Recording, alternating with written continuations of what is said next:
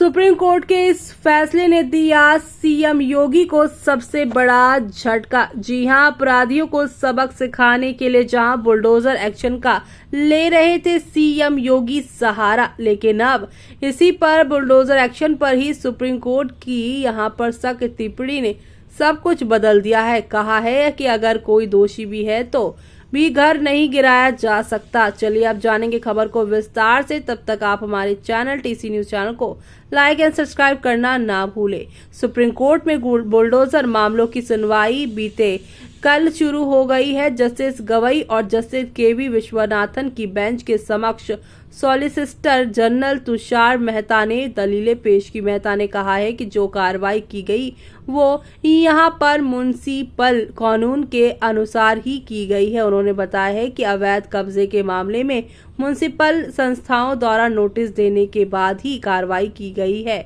Justice यहाँ विश्वनाथन ने सरकार से विस्तृत जवाब मांगा है। अदालत ने नोटिस, कार्रवाई और अन्य आरोपों पर सरकार को तुरंत यहां पर उत्तर देने के लिए यहां पर निर्देश दिए हैं। मामले में अगली सुनवाई 17 सितंबर को होगी। तो वहीं सुप्रीम कोर्ट ने बुलडोजर कार्रवाई पर गंभीर सवाल उठाए हैं। कोर्ट ने कहा है कि सिर्फ आरोपी होने के आधार पर किसी के घर को गिराना उचित नहीं है। अदालत ने शासन और प्रशासन की कार्रवाई पर सवाल उठाते हुए कहा है कि अगर कोई व्यक्ति दोषी भी है तो भी उसके पास उसके घर को गिराया नहीं जा सकता। सॉलिसिटर जनरल तुषार मेहता ने इस बात को स्वीकार किया और कहा है कि अपराध में दोषी साबित होने पर ही घर नहीं गिराया जा सकता। उन्होंने साफ किया है कि जिनके खिलाफ कार्रवाई हुई है वो अवैध कब्जे या निर्माण के कारण निशाने पर है, ना कि अपराध के आरोप की वजह से।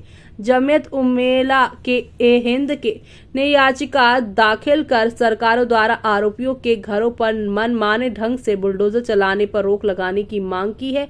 याचिका में यूपी, मध्य प्रदेश और राजस्थान में हाल में हुए बुलडोजर कार्रवाइयों का उल्लेख करते हुए अल्पसंख्यक समुदाय को निशाना बनाए जाने का आरोप लगाया गया है। याचिका में बुलडोजर जस्टिस की प्रवृत्ति पर रोक लगाने के लिए यहां सुप्रीम कोर्ट से शीघ्र सुनवाई की अपील की गई है।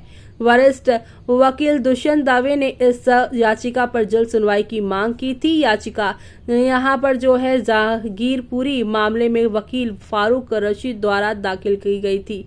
याचिका में कहा गया था कि राज्य सरकारें हाशिए पर मौजूद लोगों, खासकर अल्पसंख्यकों के खिलाफ दमन चक्र चलाकर उनके घरों और संपत्तियों पर बुलडोजर चलाने को यहां पर बढ़ावा दे रहे हैं। इससे पीड़ितों को कानूनी उपाय करने का मौका नहीं मिलता है। सुप्रीम कोर्ट ने कहा है कि वो किसी भी अवैध संरचना को सुरक्षा नहीं प्रदान करेगा जो सार्वजनिक सड़कों को अवरुद्ध कर रही हो। कोर्ट ने संबंधित पक्षों से सुझाव मांगे हैं ताकि वो पूरे देश में संपत्तियों के ध्वस्तीकरण के संबंध में उचित दिशा निर्देश जारी कर सके। एमनेस्टी इंटरनेशनल की फरवरी 2024 की रिपोर्ट के अनुसार अप्रैल 2022 से जून 2023 के बीच दिल्ली, असम, गुजरात, मध्य प्रदेश और यूपी में सांप्रदायिक हिंसा के बाद 128 संपत्तियों को बुलडोजर से ढहा दिया गया है। मध्य प्रदेश में एक आरोपी के पिता की संपत्ति पर बुलडोजर चलवा दिया गया और मुरादाबाद तक बरेली में भी बुलडोजर से संपत्तियां ढहाई गई हैं।